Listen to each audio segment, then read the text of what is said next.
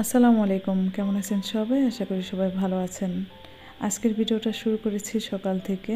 আর আমার হাতে এক ছড়া কলা দেখছেন।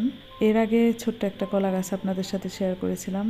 আপনাদের বলেছিলাম যে এই ছোট্ট গাছে কলা আসছে। তো মাশাআল্লাহ ওই কলাগুলো কিন্তু এখন পেকে গেছে। ভাবলাম আপনাদের সাথে শেয়ার করি। একদম কিউট লাগতেছিল, খুব ভালো লাগতেছিল আমার কাছে দেখতে। তো ভাবলাম আপনাদের সাথে শেয়ার করি, আপনাদেরও ভালো লাগবে। আর এই যে আমি সকালে নাস্তা করে নিচ্ছি। আমি কিন্তু প্রায় ৬-৭ মাস এরকম খাবার খেয়েছি। অসুস্থতার কারণে খেতে ইচ্ছে করে নাই, তারপরেও খেয়েছি।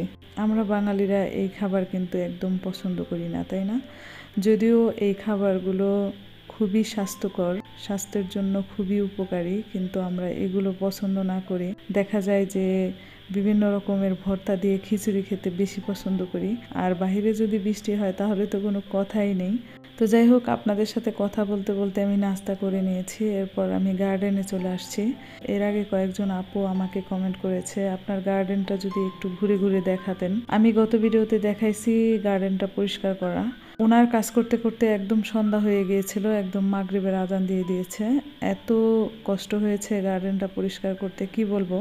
আসলে অনেক দিনের নোংরা, তো সেজন্য পরিষ্কার করতেও একটু সময় লেগেছে। আর গার্ডেনে কিন্তু তেমন একটা ফুলের গাছ নাই, তারপরেও চেষ্টা করি গার্ডেনটা পরিষ্কার পরিচ্ছন্ন রাখার জন্য। যেহেতু বিভিন্ন জায়গায় থেকে লোক আসে, এখানে বসে ছবি তোলে, এই ব্যাপারটা আমার কাছে ভীষণ ভালো লাগে। সেজন্য দেখা যায় কি গার্ডেনটা সবসময় পরিষ্কার রাখার দরকার। তো ওই ধরনের লোক পাওয়া যায় না পরিষ্কার রাখার মতো। নিজে যতটুকু সম্ভব চেষ্টা করি গার্ডেনটা একটু পরিষ্কার রাখার জন্য।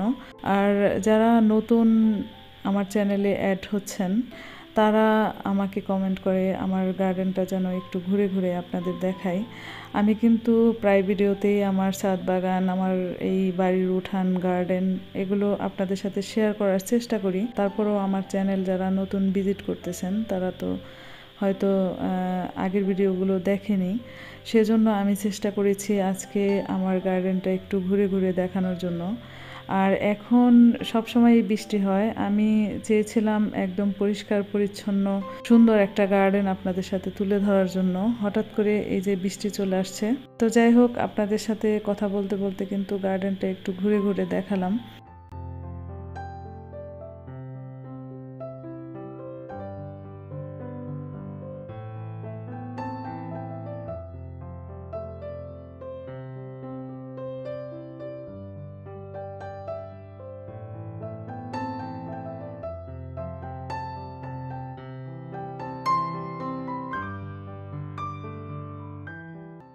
আর এ পাশে কিছু অপরাজিতা ফুল নিয়েছি। আজকে কালারফুল চা খাবো। অনেকে দেখা যায় যে বৃষ্টি বাদল হলে খিচুড়ি খায় ভর্তা দিয়ে। আসলে বলেন তো খিচুড়ির সাথে বৃষ্টির সম্পর্ক কি? এর আগে এক আপু আমাকে কমেন্ট করেছিল আসলে খিচুড়ির সাথে বৃষ্টির কি সম্পর্ক। আমি কিন্তু বলতে পারিনি, আপনাদের যদি জানা থাকে অবশ্যই কমেন্ট করে জানাবেন। আর এই যে বসার জায়গাটা দেখছেন, এখানেই আমি চা খেতে চেয়েছিলাম। ভাবলাম যে এই বৃষ্টি বাদলের ভেতরে এত ঝামেলা করার কোনো প্রয়োজন নেই, রুমের ভেতরে বসে বসে আমি এখন চা খাবো। আপনারা এই অপরাজিতা ফুলের চা কখনো খেয়েছেন কিনা অবশ্যই কমেন্ট করে জানাবেন। আমার কাছে কিন্তু ভীষণ ভালো লাগে, আমি পছন্দ করি। আমি এই ফুলের চা খুব পছন্দ করি, আমার মেয়েও খুব পছন্দ করে।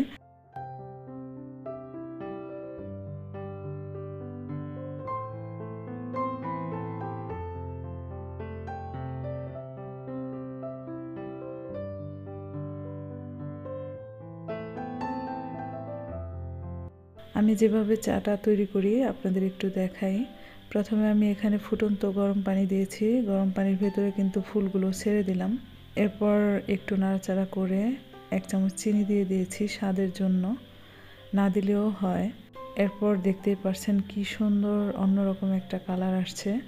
আর এরপরে আমি যখন লেবু দিয়ে দেব এটার ভেতরে, তখন দেখবেন আরেক রকমের কালার হবে। সেজন্যই কিন্তু এই চাটার নাম ম্যাজিক চা। অনেকেই কিন্তু এই অপরাজিতা ফুলের চা ম্যাজিক চা বলে চিনে। তো সত্যি ম্যাজিকের মতো একদম কাজ করে। যখন লেবুর ফালিগুলো দিলাম তখন দেখতেই পাচ্ছেন কালারটা একদম পরিবর্তন হয়ে গেছে। কি সুন্দর দেখতে, তাই না? এরকম এক কাপ চা হলে কিন্তু আর কিছুই লাগে না। আপনাদের সাথে কথা বলতে বলতে কিন্তু কালারফুল চা তৈরি করে নিয়েছি।